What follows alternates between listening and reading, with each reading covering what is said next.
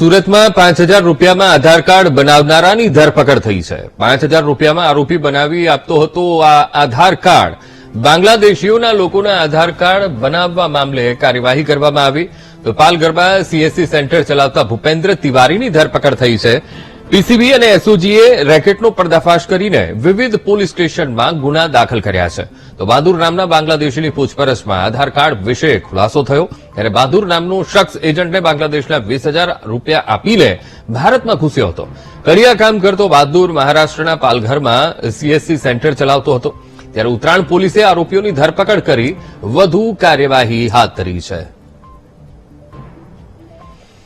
આજ મુદ્દે સંવાદદાતા શૈલેષ ત્રિવેદી લાઈવ જોડાઈ ગયા છે। શૈલેષ, ખૂબ જ આ ગંભીર મામલો સુરતમાંથી સામે આવ્યો છે। સુરતમાં 5000 રૂપિયામાં એક આધાર કાર્ડ બનાવનારાની ધરપકડ થઈ છે। 5000 રૂપિયામાં બાંગ્લાદેશીઓને એ આધાર કાર્ડ બનાવી આપતો અને બાંગ્લાદેશના જે લોકો છે એના તરફથી એના કરન્સીના રૂપિયા ચૂકવવામાં આવતા। ઉત્તરાયણ પોલીસના ધ્યાને આખો મામલો સામે આવ્યો છે। મહત્વપૂર્ણ ખુલાસા પૂછપરછમાં થયા છે, શું કાર્યવાહી?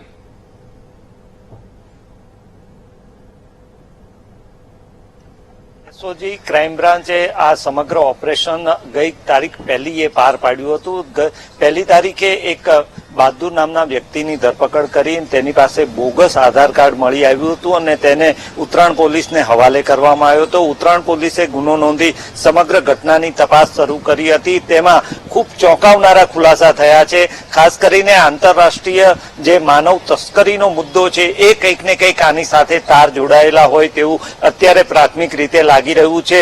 ઘટના કંઈક એવી હતી કે જે બહાદુર નામનો શખ્સ પકડાયો છે, મૂળ બાંગ્લાદેશી છે, મોહમ્મદ રફીક એવું નામ એનું હોવાનું સામે આવ્યું છે અને તેણે સને 2018ની સાલમાં મુંબઈ પાલઘર ખાતે ભૂપેન્દ્ર તિવારીને 5000 રૂપિયા આપી અને આ બોગસ આધાર કાર્ડ ઉભું કર્યું હતું, બનાવરાવ્યું હતું। આ જે બહાદુર છે જેને આ બોગસ કાર્ડ ભૂપેન્દ્ર તિવારી પાસે બનાવરાવ્યું હતું તે રમેશ નામનો કોઈ એક વચેટિયો હોવાનું પોલીસની પ્રાથમિક તપાસમાં બહાર આવ્યું છે। આપ વિચારી શકો છો કે 2018માં આ બોગસ કાર્ડ 5000 રૂપિયામાં બન્યું હતું। ત્યાર પછી જે ભૂપેન્દ્ર તિવારી અત્યારે ઉત્તરાયણ પોલીસને હાથમાં આવ્યો છે, લગભગ 7-8 વર્ષનો સમયગાળો ગયો છે। આ ભૂપેન્દ્ર તિવારીએ કેટલા આવા બોગસ આધાર કાર્ડ બનાવ્યા હશે એ સૌથી મોટો મહત્વનો સવાલ રહે છે અને તેની સાથે સાથે તપાસનો વિષય રહે છે। જે રીતે હાલ પ્રાથમિક પૂછપરછમાં ભૂપેન્દ્ર તિવારીએ આ કબૂલાતો કેટલીક ચોંકાવનારી કરી છે। તેમાં 2018માં આ બહાદુર માટેનું જે આધાર કાર્ડ બનાવ્યાની વાત છે એવા કેટલા આધાર કાર્ડ બનાવ્યા છે, કેવી રીતે બનાવ્યા છે, કેવી રીતે ખોટા દસ્તાવેજો ઉભા કરવામાં આવતા હતા। જે સીએસસી સેન્ટર છે જ્યાં આધાર કાર્ડ બનાવવામાં આવતા હતા ત્યાં માત્ર ભૂપેન્દ્ર એક જ આ કૌભાંડમાં સામેલ છે કે અન્ય કોઈ સામેલ છે, તમામ મુદ્દાઓની હાલ તો તપાસ શરૂ થઈ છે અને ચોક્કસપણે ખૂબ મોટું રેકેટ બહાર આવે તેવી શક્યતાઓ દેખાઈ રહી છે।